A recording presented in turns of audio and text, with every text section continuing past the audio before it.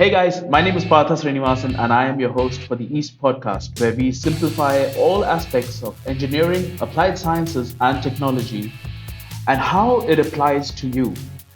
Every week or every 2 weeks, I'm going to have a guest on the show with me, and we're going to talk about their area of expertise and figure out how these technologies work within their scope of work and how this applies to you.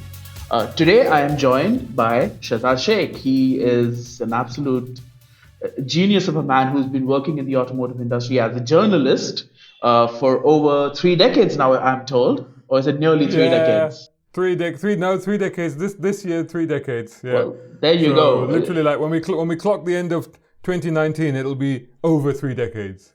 Wow. So, with that kind of experience, I mean, I really can't go wrong because you're the perfect gentleman I would like to talk to about what kind of technology comes with today's cars. I mean, we see leaps and bounds of growth in technology with the cars. So, where I mean, we obviously know where it came from, and it was completely analog. But now you see so many digital cars. You see so many cars that are connected.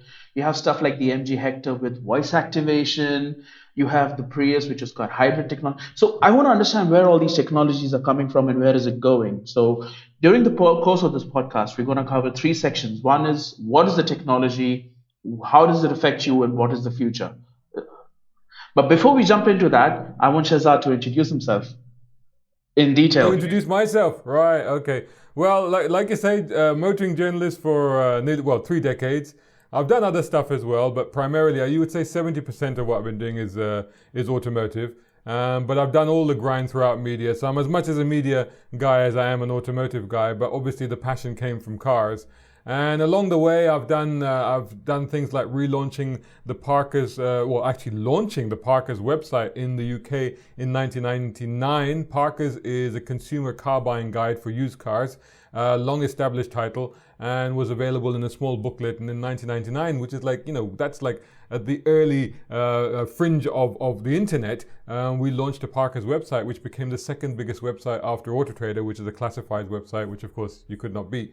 And way back then, we introduced stuff on the website like a chooser. Today we would call it an app. Then it wasn't an app. It was just like, it was a chooser thing on the website where it would whittle down your requirements and give you a short list of cars to look at. So we were doing clever stuff like that at the time. I then relaunched a magazine here called Used Car Buyer Magazine. Then joined an international automotive research company, a data research company called Jato Dynamics, which basically compiles market data and product data from around the world. It's fantastic because then they compile that from manufacturers, they package it really nicely into programs and apps, and then they sell it back to manufacturers. It's really good. So I was running the international news service for that. It was a great time. And then I moved to I moved to the Middle East, but actually I moved back to the Middle East because I actually, rewind, I actually started my journalism and automotive journalism career in Saudi Arabia in 1989, hence 30 years, with Saudi Gazette and Arab News. I was the first motoring journalist in Saudi Arabia, if you like. And I've seen stories about that you posted on Facebook with the Toyota Corolla and your Yeah. Hondas. There were a few adventures and a few escapades. As you can imagine, being a pioneer in an area like that, trying to do this sort of stuff. There's a few funny stories to go, a few near-death experiences as well. But yeah, you can check all those out. I put most of those stuff up on browncarguy.com, and I do post some old pictures and stuff on my various social media feeds. The easy way to find me is just #browncarguy. And then in 2006, I moved back to the Middle East, this time to the UAE, to do the Middle East edition of Car magazine. Car is a very famous, well-established and recognized title here in the UK. And so it was a great privilege and honor and very exciting opportunity to go to the Middle East and basically launch that title and run it for 5 years until the contract ended. By which time, people like yourself and other people in Dubai were so sweet and so supportive that they really had been following us and they liked what we were doing. And they said, you can't just end with car, you need to do something else. And at that point, we created a new website called Motoring Middle East, which still exists. I have kind of semi-officially left it, but it's still there. It's still existing with my business partner, Imtishan Giado.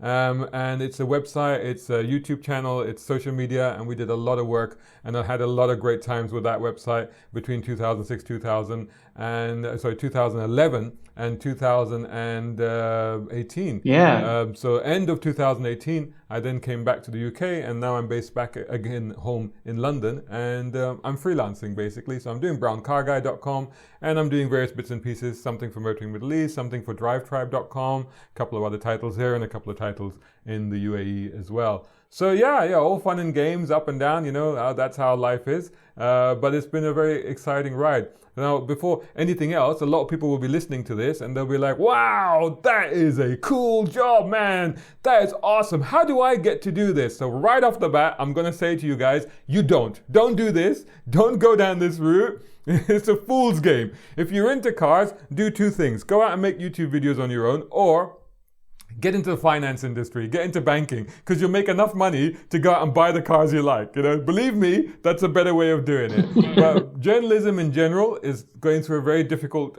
time at the moment, and automotive journalism, honestly, I think it's got a limited shelf life because of technology, because of the future of where we're heading with all of this, which of course is going to be covered in this series of podcasts. So that's a really nice segue, I thought, to bring it back to what you want to talk about. Well, actually, I mean, in fact, I deserve a sip of coffee, I think. That's no, actually, that's a brilliant segue, actually, because coming from your past, and you've got quite a bit of it, actually, now that I see. You've seen everything from from analog. Hey, I'm old too. We've seen everything from the analog cars, from stick shifts, to now what we're seeing is automatic transmissions and variomatics and drive-by-wires systems, essentially. Yeah. So the cars have come a long way. So I mean, what's the latest thing that's happening in the car industry in terms of cars that a person actually has to drive? We're not going to talk driverless cars because that's a completely different topic and it's a whole other ball game. Well, I mean, to be honest, the technologies are all leading towards that. But okay, leaving driverless, or I prefer the term autonomous cars aside for a moment. I think the biggest thing in the car industry at the moment, the biggest pressure that we're seeing globally, is the move to alternative fuels. Because there's a big push about the environment. Rightly so, to be fair, even as a petrol head, even I have to concede that, from what we've seen with the environment, from what we've seen that's been going on, there's definitely something screwed up with this planet, and it's definitely our fault, and we definitely have to do something to fix it. There, the debate starts, and after that, the debate goes into the direction of, well, are electric cars really the right answer? Now, that's a whole different discussion altogether. And I have to say, paint me a skeptic on that one, because I'm a little bit dubious about it. I see electric cars as part of the solution, but maybe not the entire solution. Right. But certainly at the moment, there is this huge interest in electric cars. There's a huge amount of governmental pressure around the world, legislative pressure on manufacturers to go down that route, and manufacturers themselves are talking themselves into this area of electric cars. So a lot of stuff that you're seeing coming through, not only in terms of the product from manufacturers, but also in terms of the declaration from manufacturers. Like, for example, I think Honda making a statement like, I don't know what it is, 2030 or something, saying all of our European products will have some form of electrification by 2030. Jaguar saying all of their next generation of cars will have some form of electrification. So a lot of these manufacturers are now, rushing headlong into that. So I think that, leaving aside the autonomous cars, which to be honest is another big talking point in the automotive industry at the moment, I think the other big talking area is obviously alternative fuels. So these, I think, are the two major areas that we're seeing in the car industry, and that we all as journalists and pundits and enthusiasts are waiting to see where all of that is going to go and how it's going to pan out. But if you were to take the primary fuels that are currently ruling the roost, which is petrol and diesel, or even CNG to some extent, there are a lot of pieces of technology that manufacturers are building into the cars to make them more efficient, to make them run longer, which I'm seeing work quite effectively. So whether it's talking about engine technology, whether it's talking about driver assist, whether it's talking about cruise control, adaptive or otherwise, these are all things that are kind of helping reduce the fuel efficiency and make them, or increase fuel efficiency and reduce your consumption. So Well, this is the thing. I mean, honestly speaking, cars are more efficient now than they've ever been. I mean, the technology that we've got in terms of engineering, I mean, there are still, we have to balance that against the fact that there are still a lot of old school engineering still out there. We still have the basic internal combustion engine that we started with, say, 100 years ago. There's 100 years of automotive history, and we still have that. If you take, for example, a Dodge Charger or a Dodge Challenger, it's still got a basic big V8 engine in it, which, isn't entirely that clever. It's wonderful, it's glorious, I absolutely adore it, but, it's still old school, for want of a better term.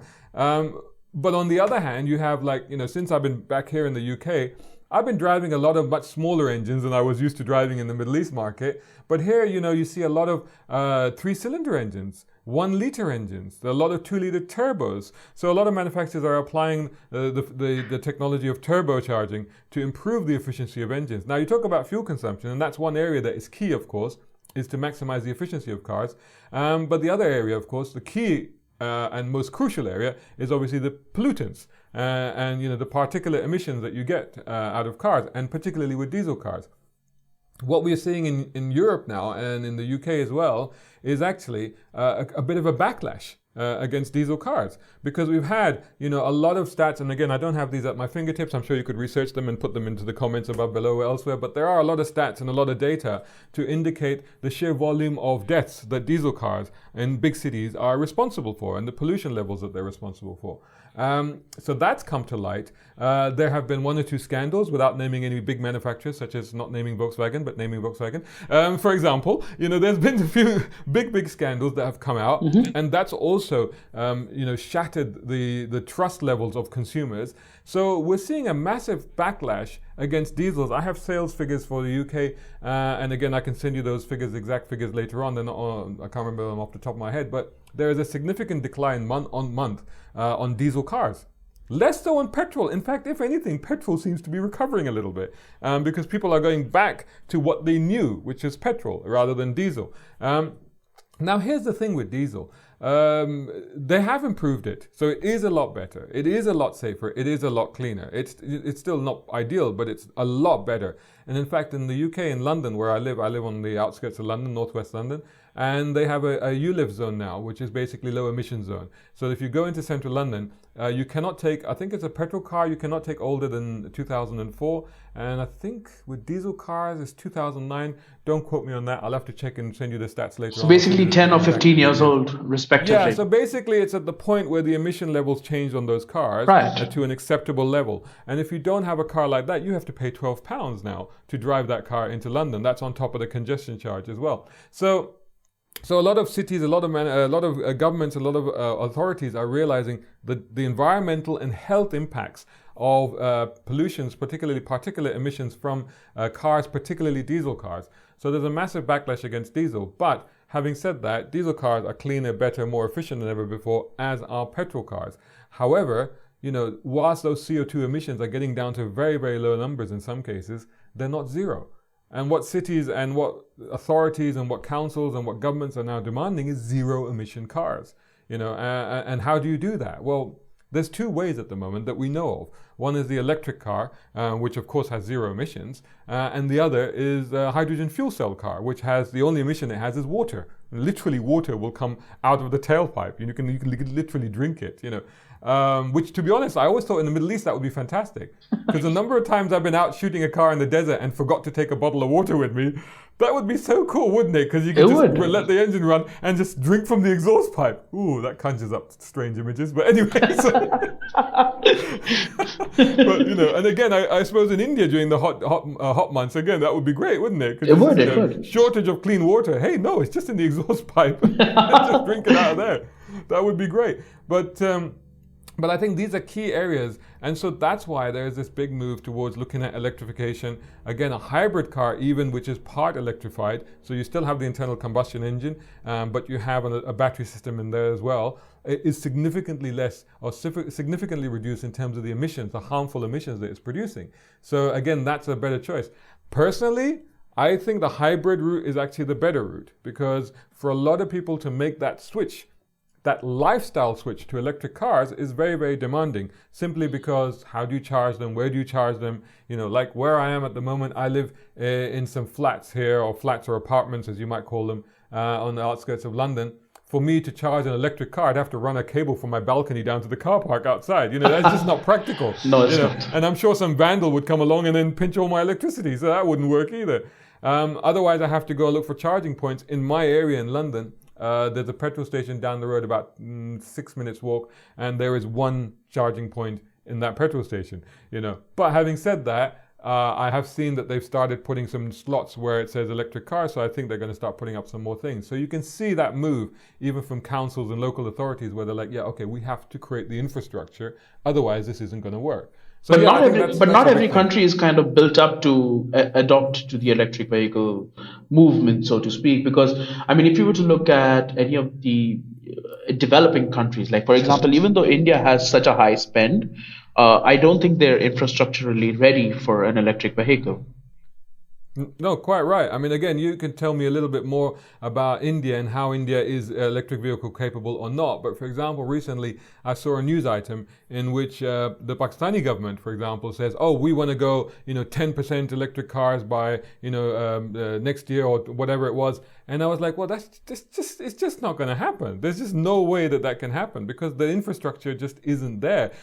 As it is, they can't provide electricity to homes, on a continuous and regular basis. How are you suddenly going to start charging cars? That's a huge demand, a huge draw on the national grid. But that doesn't stop manufacturers, even in India, to launch EVs, because I know Mahindra have launched an EV, Tata are about to launch an EV, and there are literally and electric bikes as well. Electric bikes. So Atha and Revolt and a couple of other brands have actually launched a couple of electric bikes. So the thing is that they are building their own little network for their vehicles to be charged.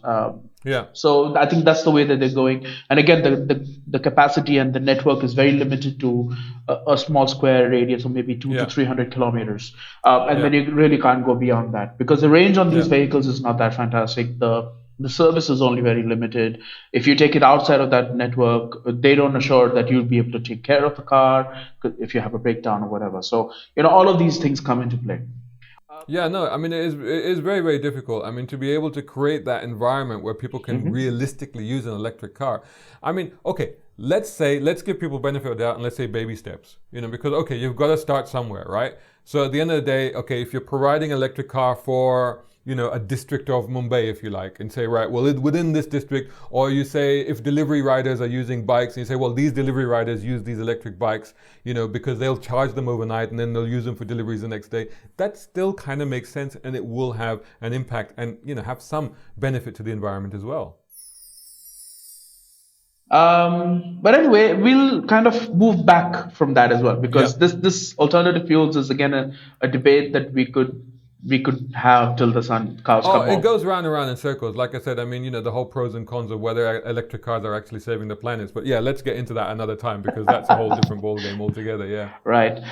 So I'm gonna bring it back to how cars are bringing in technology to make the entire process of driving a car much more comfortable, making obviously the cars more efficient as well. So let's talk a little bit about the driver aids and what are available, and how do these things actually work, and how do they affect the consumer? Like if you have some good and bad. The driver aids, they've always been there. A rear view mirror is a driver's aid. Do you know what I mean? So we've always had, the moment somebody invented. But how many people actually use that rear view mirror? I do. No, you should use your rear view mirrors. It's very important. Let's put it into your context. The car horn. I'm sure they use it there, right? Oh, right. The car horn, that's a driver's aid. Right. So driver's aids have always been part of the automotive scene since the very beginning. Obviously, what's happened in recent years is that technology has intervened and really stepped up the game to take it to a whole new level.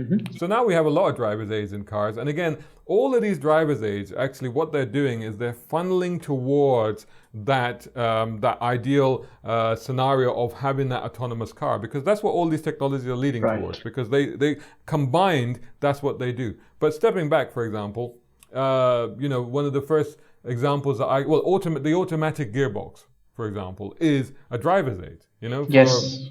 And that must have come in, Actually, that's been around since the 50s, hasn't it? 50s, 40s. Some form of automatic gearbox has been around for a very, Right. very long I think time, the whether Chrysler Group. semi-automatic or I think full. the Chrysler Group was one of the first companies Yeah, to yeah, actually but I think implement there were those. also semi-automatics before then, so they were like clutchless automatics and things like that. And then Right. there's pre-selector automatics as well, which old trucks and buses and things used to use. So Right. there's all kinds of forms, So there's always been this desire to make the driving process easier and simpler and more comfortable. However, we are getting to a point now where you could be sitting on the motorway, and this is in a car you can buy today. You could be sitting in the motorway and set everything up.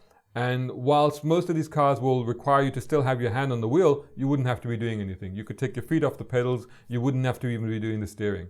The reason the car requires you to still hold the steering is because the sensors want to acknowledge that you haven't fainted or passed out or had a heart attack or died. Right. The car needs to know that. The car needs to know that there's still somebody there who can take over. But other than that, it can drive on a motorway, sensing the distance between cars, sensing its position in the lane, following the curves of the road. It can do all of that for you. That's insane. I think the Hyundai Sonata recently advertised adaptive cruise control and actually multiple car talk. So a whole series of cars were driving in line. I think there was an advertisement that was going out. There were four of these cars that were in line. All the drivers are blindfolded, and Yeah, the first car came to a dead stop, and all the yeah, cars just kind of dead stopped right yeah, behind them. And that was adaptive yeah, cruise control at its best. yeah. But taking away the driver reliability or the driver involvement, is that a good thing or a bad thing? It's a terrible thing. So there used to be a saying back in the day that the best safety feature in a car, right, is actually a silver chrome sharp edge spike coming out of the steering wheel, coming out of the center of the steering wheel, facing you in the face, literally. Because if you're driving along with this, 7-inch spike in the steering wheel coming up to your face, you're going to be the most careful driver on the planet, right? I can That just is, imagine that, Shahzad. Believe me, I can just imagine. I'm holding onto the steering wheel and there's this thing yeah. that's at my nose. I won't Seriously, how even. careful? I will not Imagine even how bump my careful. head. Oh my God! Your braking will be so gentle. Your acceleration will be so gentle. You will be watching You'll be watching the bird taking a dump in the corner of the street. You'll be watching everything because you'll be anticipating. You see, because safe driving is about two things. Safe driving is, and what some people might term defensive driving, it basically has two facets to it. And one is awareness. It's the ability to be aware of what's around you. This is why the use of mirrors is important. This is why focus and concentration is important. This is why not using a phone and not looking at your passenger as you're constantly talking to them, whatever, but being aware of your surroundings. If you do, for example, a defensive driving course, then one of the things that they require you to do is to, as you're driving along, is to talk about what's happening. And the idea there is to demonstrate your awareness. So even if it's got nothing to do, you could be driving along and say, yeah, a woman has just emerged from that newsagent's on the corner holding a loaf of bread, right? That's got nothing to do with you, but It's awareness. you're aware of that and you're stuck in that information. You could be driving along a country road. Things like you could be driving along a country road and you go, right, all these houses, I noticed that the dustbins are out. That means the dustbins are being collected today. That means there could be a dustbin lorry up ahead. So you see what I mean? So it's awareness, and what that also says is the second part of that equation, which is very important, is anticipation. So the idea is to anticipate what could happen in a traffic scenario. And as we do that, we all develop that ability when we drive. We develop the ability to judge what that driver is going to do, to judge where that car is going to go. And as we're doing that, we're calculating that and trying to figure it out and trying to understand what action, if any, might we need to take. Right. And that's what makes us safer drivers. But then if we were to So look at, I'm sorry, but if we were to look at companies like Volvo and Audi and BMW and Mercedes, they're working on these level 2 automation, autonomous driving sort of technologies. That is taking away all of these pieces of information from the driver's yeah, control and putting them yeah, into the car yeah. directly. So Yeah, so that's exactly what I was coming to. The fact is that now, fundamentally, what's happening with these systems, and I'm as guilty as anybody else, is you start to get lazy because you start to rely on the car. A lot of cars today have anti-collision, collision alert, collision avoidance, and even auto braking. Yeah. Right? So therefore, that gets into your head. That's like, well, the car will stop. And it's like, well, at some point, at some subconscious level, you start to think like that. Well, the car will stop. If the worst happens, the car will just detect it and stop. So you just take What it if for it granted doesn't? then? Yeah, you take it for granted. But what if it doesn't? Well, I was going to come to What if that. it So doesn't, what's the fail-safe? The fail-safe is you. The fail-safe is the human being behind the car, behind the steering wheel. And this is why, like I said, the autopilot systems at the moment still require a human being who's paying attention at the wheel of the car, because you are the fail-safe. But there are systems in cars which make that difficult. Again, without naming names, but Volvo, for example, I drove a car recently, about a year ago or whatever I think it was, in Dubai. I tested it. Actually, it must be a couple of years ago. The S60. Can't remember which one it was, but it had the whole suite of safety systems, right? So this It could car, detect the radars and everything. I saw your video. Exactly, yeah. So this car, I'm driving along on Sheikh Zayed Road in Dubai, and as you know, Sheikh Zayed Road is a multi-lane road, right? So there's 5 lanes across, 6 lanes across, right? Each side. Each side. So I'm driving along, and suddenly the car literally wrenches the steering from my hand and swerves. And I'm like, what the heck just happened? What happened was that behind me, a car was cutting across 3 lanes. The Volvo detected that and decided that that car was about to ram into the Volvo. So it took avoiding action. Which you may think, well, that's amazing, that's fantastic. Well, no, it isn't fantastic. Because as an experienced driver who is very familiar with the driving behavioral patterns of people in the Middle East, I had already clocked that car. I had been paying attention, I had been watching my mirrors, I had already clocked the car, and I knew that he wasn't driving into me. I knew that he was making an erratic move across 3 lanes. I knew that. So I knew that I don't have to take any action. But by taking that thing away from me, the car did 2 things. The car did A, scared the crap out of me. Which in itself is dangerous because suddenly I could react in an unexpected way. And secondly, it may have made a mistake, because what if there was a bike or a car or something else in the other lane, and then, who gets the red paper from the police after that? You know what I mean? It's like... It's scary. It is scary. Sorry, officer, it wasn't me, it was the car. Well, it doesn't work like that, right? So I think that whilst these systems are great, I don't think they're fully developed yet. And I think the real danger is at the moment is that we are, as drivers, we're getting complacent. And we're getting too used to them, and we're getting too dependent on them. And we should throttle back from that literally a little bit. So I have a question now about, in the case of the Volvo situation, did you actually confront Volvo and ask them about this? And what did they have to say? No, I didn't actually in that case, which is a very good point. I should have. But the fact is that I knew that it had these safety systems on it. So from being a journalist, I looked at the safety systems and I understood what had happened, because I was like, okay, I was aware that this is what it does. But my concern in that particular scenario was not so much the behavior of the car, but the context of that behavior. So for example, if you take that Volvo, put it back into its homeland of Sweden, or say into Germany, where people are very disciplined on the motorway, right? So you look at that environment and you go, well, in that environment, that would make perfect sense. Because maybe nobody would actually do that on an autobahn, or maybe in Sweden where they would just sweep across 3 lanes at high speed, But we know that in other parts of the world, that does happen. Yeah. And I think this is my fundamental issue with any kind of, I know we weren't going to talk about autonomous systems, but AI systems. AI is what we need, because AI needs to be intelligent enough to understand the erratic human emotional behavior. But it isn't. That's something that programming cannot understand or comprehend. That's something that we as humans anticipate and understand. We know that. We can see that. We can guess, okay, that guy's going to do that. That woman's going to do that. That kid's going to drive erratically. We know. We look at them and we like, okay, I've sussed out what's going on. Yeah. A computer can't do that. No. I It remember goes by another patterns. manufacturer. I remember I went to a demonstration, again, a few years back, from another manufacturer that shall not be named, Mercedes. But for example, they were talking about the car that they had programmed in, I can't remember, it was 80, 90 variations of silhouette, of human silhouette, into the front camera, so that the camera would be able to recognize that that was a human, right? So I said, oh, wow. So like walking and running and, this and that. And I said, okay, what if somebody was walking across the road, they tripped, they fell, and they're flat on the ground. Does it recognize that? And like, oh no, we haven't put that one in yet. So, so all that's going to happen in that particular scenario is the car's going to go, oh, speed bump, better slow down a bit, but still drive over the poor chap, So that's where the human has to go, oh no, damn, brakes, stop. There's a guy who fell into the middle of the road. Right. So the systems are not there yet, but the danger, the real danger that I feel, and again, this is, people would accuse me of, oh, you're old school and you're old fashioned and you want everybody to drive, non-power assisted cars with manual gearboxes and all that and double the clutch. No, I don't. I do like a manual gearbox, but I'm not saying that. What I'm saying is that when you're at the wheel of a car, you're at the controls of essentially a deadly weapon.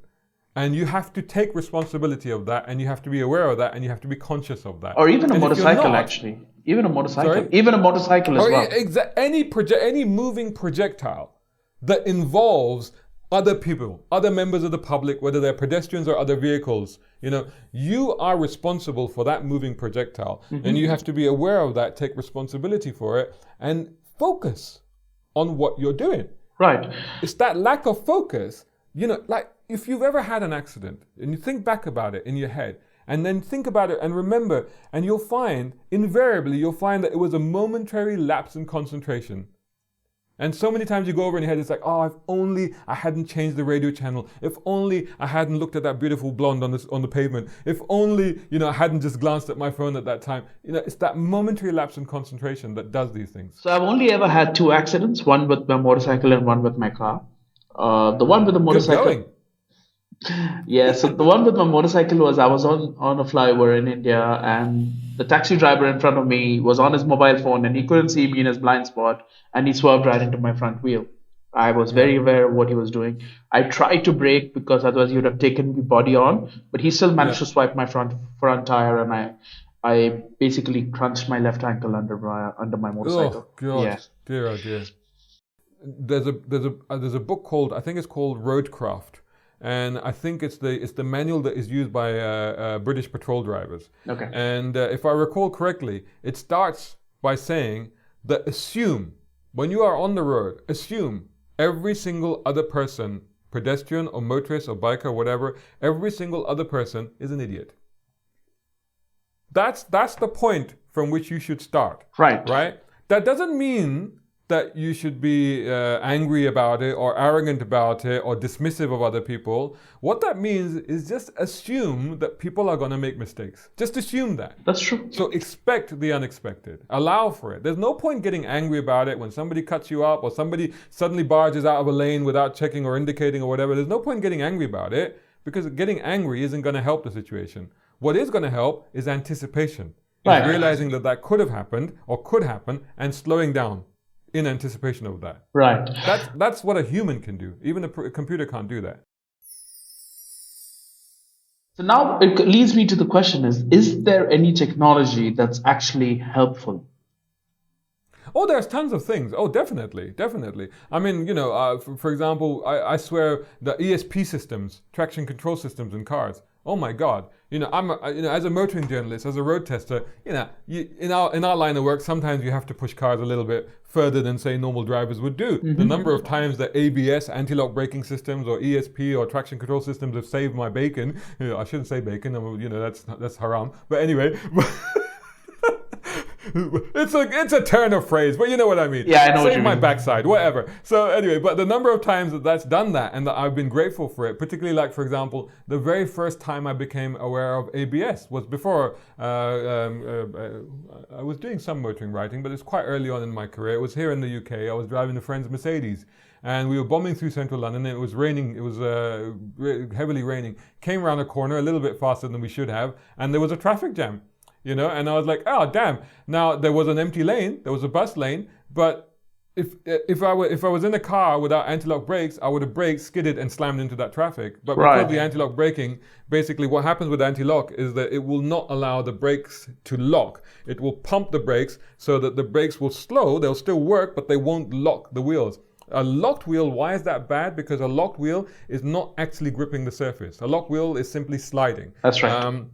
So if it's sliding, you're not in control either. You cannot steer the car because the car is just sliding. It's completely out of control. A wheel that is being braked, released is still in control, is still in touch with the tarmac, which means that you can still steer it, even in the wet. So at that point, I was like, wow, this ABS shit is great. I love it, So all cars should have ABS, So, and now, of course, traction control, ESP, and all of this stuff. So no, there are many, many systems. And I think particularly as cars get more and more powerful, a lot of sports cars are in the power game. We've got, 800 horsepower Dodges on the street. You can buy a Charger with 700 horsepower. You can buy a basic car with like up to 500 horsepower in some cases. A basic sports car, Mercedes, BMW, Audi will all do 500 brake, Jaguar will all do 500 plus brake horsepower cars.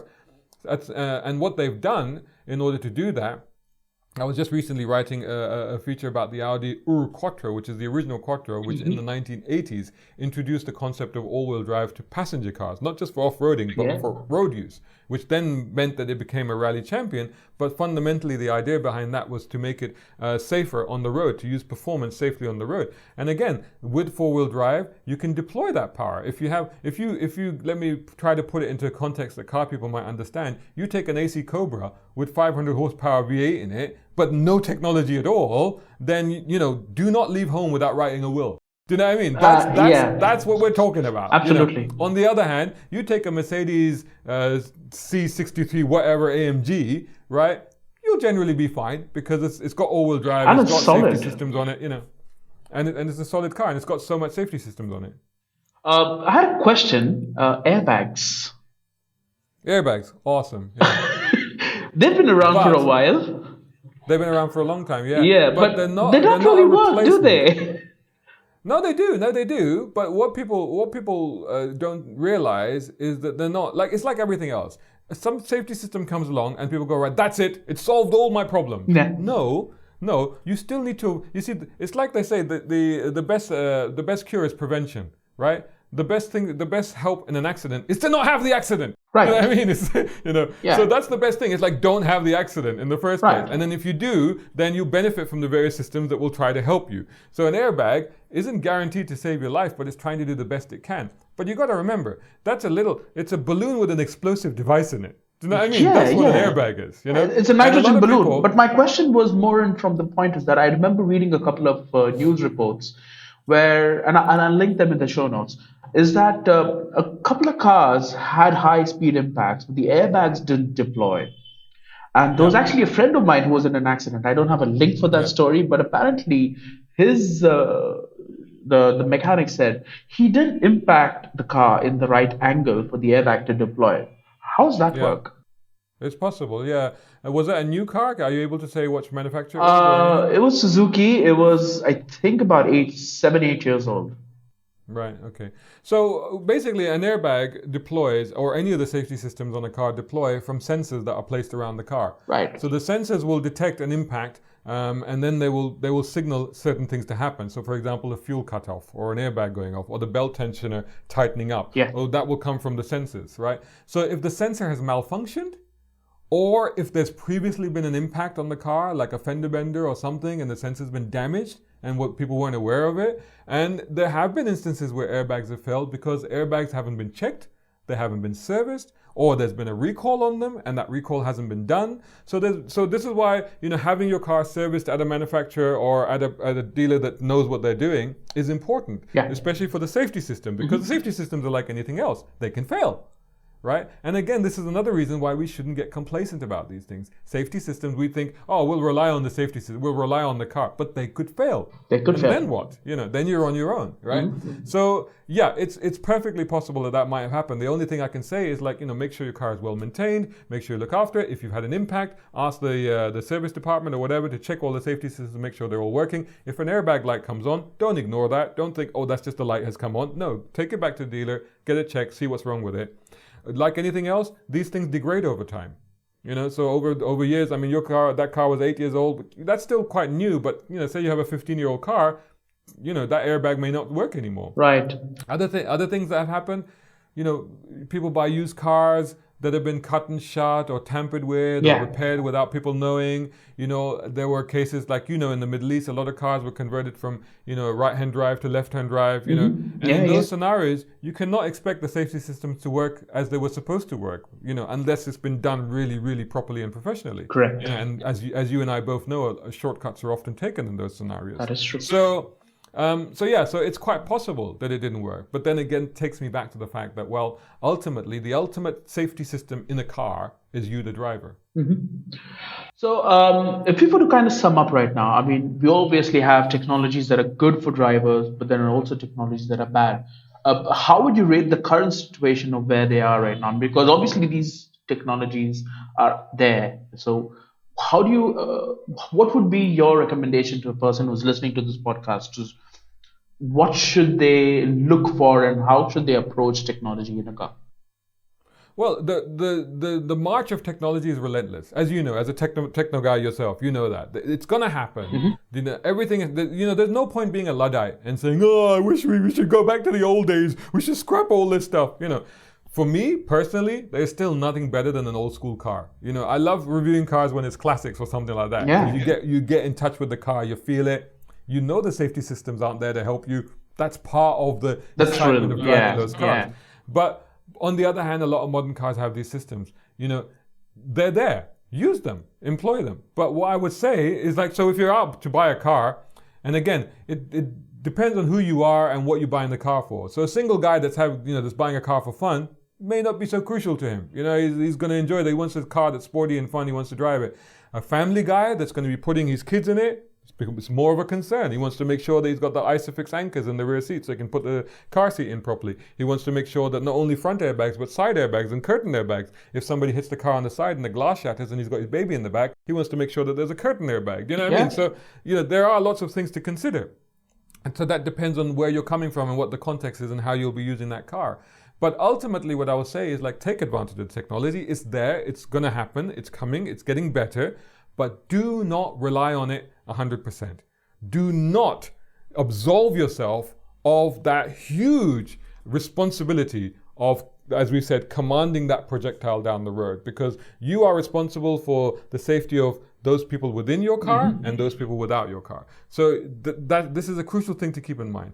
Yes, be grateful that there are all these systems in the car and they're probably going to look after you, but at the same time, remember, you're still driving that car and you're still responsible, and you need to do that with 100% focus and concentration. And on that note, I'm going to have to end this episode, but we will be back to discuss more about technology in car in the future episodes. So thank you very much for joining us on this episode, Shahzad. I really do appreciate your time. My pleasure. Do tell our guests how they could get in touch with you in case they have any questions.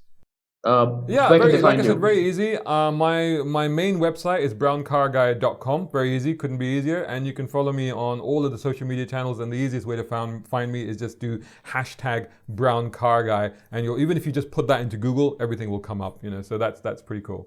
I'll obviously link your details in the show notes as well, so people could get in touch with you. As far as sending in questions, feel free to follow us on Instagram, Facebook, or Twitter as The East Podcast. If you can send in your questions on host at eastpodcast.in, that's eastpodcast.in. I'm happy to answer any questions. I'll pass them on to Shahzad if it's relevant to this episode. And we're always happy to take suggestions and features for future episodes. So thank you very much for listening in, and we look forward to hosting you on our next one. Thank you. Thanks, bye.